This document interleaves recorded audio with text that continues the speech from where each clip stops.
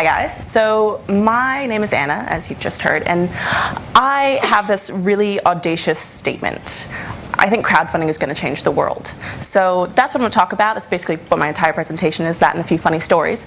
But I thought that I probably should start by actually explaining what crowdfunding is, because I'm thinking a few of you in the room might have never heard of it before.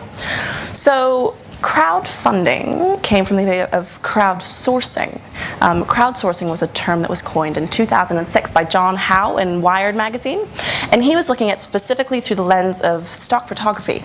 And the idea used to be you'd be a stock photographer, you'd sell it for a photograph for $2,000 or more, and you were the professional who was in charge of that. Then iStock photos came along, and a lot of amateur photographers were able to sell their photos for a lot less money, so it totally changed the cost model around stock photography. So I have a crazy idea. I just told you what crowdsourcing is. Now I want you to all stand up. Stand up, stand up. Now, pretend I'm a masseuse. There is no way I could give all of you in this room a massage, because, you know, it'd take days and physically impossible. So turn to your left and give the person next to you a massage.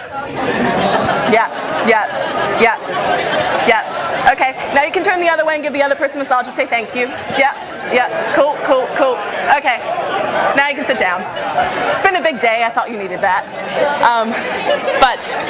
So, that probably wasn't long enough, I'm sorry, but I've only got 18 minutes. But that's crowdsourcing. That's the idea of giving the power to the crowd and getting them to do something. You know, maybe it's not the same level of professionalism as a professional masseuse, but you know, you still got something out of it and you still enjoyed it and you reciprocated back. So that is crowdsourcing. So what's crowdfunding? Crowdfunding is the idea that you can do that with money. So you bring money into the equation and you say, hey, I'm a band, I need $2,000 to record my next album. I don't have $2,000, so I'm going to go to my crowd and ask them to pre-buy my album for $20, or get them to buy a ticket to my concert, or to, you know, for $100 maybe I could record their favorite song and put it on YouTube, even if it's not my genre. And so that's what crowdfunding is. It's having a set idea, a set goal of the amount of money you need in the timeline, and you can put it up on a platform and make it happen. Crowdfunding is a young industry. It's just really been formed. So the first major website was TEDxTeAro, the granddaddy of crowdfunding. They launched in April of 2009.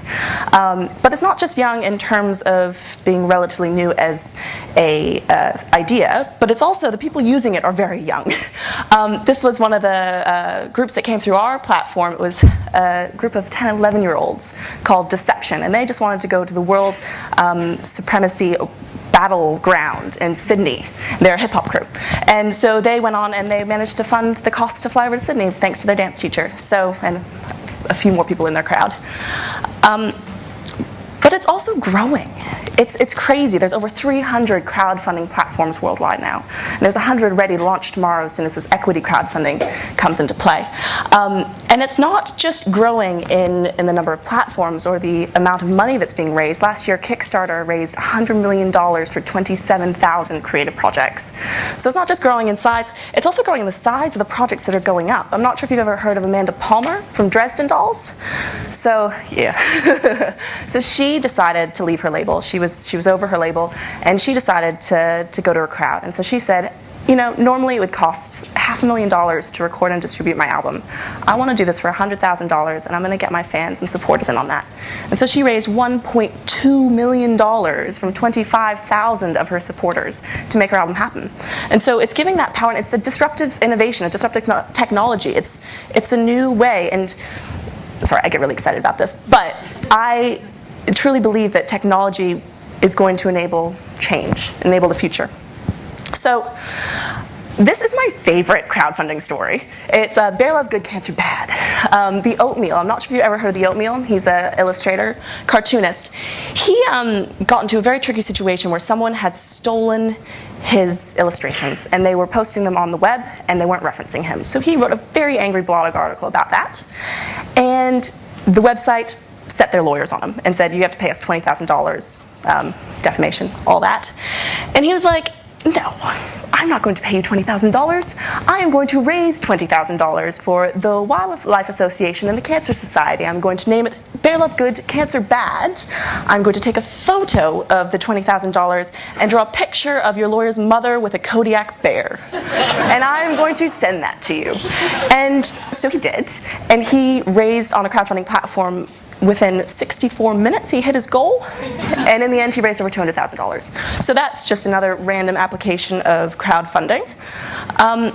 So it's the idea that you can be a little crazy with it. You know, it doesn't have to be your normal sort of project. You have to bring life and fun into it. And we had a band come through, Mangle and Gruff, and they had these crazy rewards that they were offering their crowd. It was everything from their lead singer would read you a bedtime story to a calendar of their guitarist, 12 Months of Will. And then my favorite was, for $1,000, they would create a religion based around you. And someone pledged that. Yeah. So you do have to keep it a little bit balanced, though. You know, you can't make these big, hairy, audacious goals without being able to back it up. So you need to plan, you need to be able to say how you're going to do it. You need to explain that well so people believe that you can. But that brings me to why me? Why am I talking about this to you right now? And I, for all my sins, decided to go back and study. And I did my master's thesis on crowdfunding. And my thinking was, you know, I wanted to look at the history of crowdfunding. I wanted to look at where it was going. But I also wanted to look at the opportunities within New Zealand. And so as part of my thesis, I actually ended up starting a crowdfunding platform. So that's why I'm telling you all my crazy stories. The thing that came out of that, though, and as you can hear, I have an accent, so it seems a little bit crazy, and I'm saying we should focus locally, but I believe that in order to make change, you have to know your community. So it can't just be an online platform, it has to be an offline community as well. So making a change locally is really important, especially in New Zealand. During my thesis, I found a really cool, it's probably not that cool for you guys, but I found a paper that the Statistics New Zealand had done, where they actually proved there's only 4 degrees of separation in New Zealand. So really everyone does know everyone. And that's a good thing with crowdfunding, because you want to know who your crowd is and be able to tap into them. Some people dream of great accomplishments while other people stay awake and do them. I think that is amazing. And I think that that is the idea of crowdfunding as well. It's the idea that, you know, you can take something that you've been thinking about and actually do it. And you can move beyond introspection to collaboration. I think collaboration is the new black. It is so important, and crowdfunding lets you do that. They let you collaborate with your crowd. They let you work with your crowd. So I didn't just want to talk about the history of crowdfunding and cool things that I've seen. I actually wanted to give you a few tips as well, just so you can know what makes a good crowdfunding campaign. Keeping it clear. It sounds simple, but it's actually quite hard to keep it clear and get it across to your crowd. So you need to know what your idea is. You need to know what your goal is. You need to be able to convey that to them. And you need to have some images, a video. We find that projects with videos are 114% more likely to be funded. So you need to engage and keep it personal, because people are giving as much to an idea as they are to you. Know your crowd. So this was a 7-piece girls band called St. Rupertsburg. Already pretty much a crowd themselves. But they knew who they were talking to, and they were able to talk to their fans about what they wanted to make happen.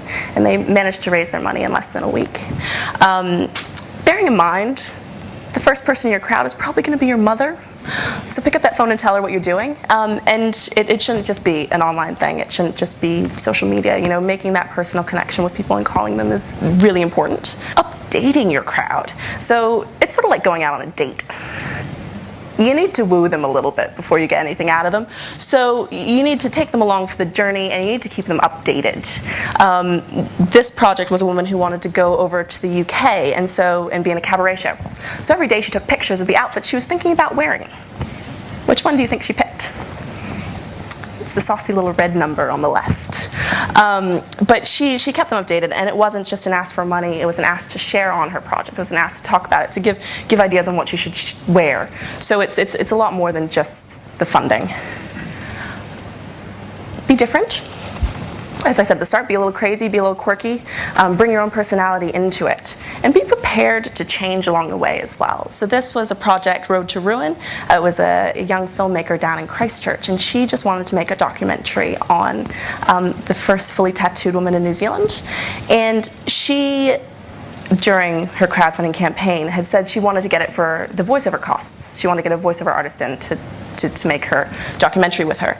And people kept on coming back and saying, you don't need a voiceover artist, you actually did that really well in your pitch video. So we're going to pledge, but we don't want you to use the money on that. You should use it on something else. And in the end, she managed to double the length of her documentary with the funding instead of getting a voiceover artist. So that was very cool and very different. And saying thank you, an attitude of gratitude, is priceless. So this was an illustrator. She just wanted $300 to go to an illustration course in Auckland, and she managed to get it within 12 hours, mainly because she was so grateful. And she had really cool rewards around it as well, but at the end she just posted that to all of her supporters, and that really made a difference. So attitudes are contagious. Are yours worth catching? I think, if I'm allowed to have two quotes to explain crowdfunding, I think that's the other one. You have to be passionate about what you're doing. You have to be able to explain it.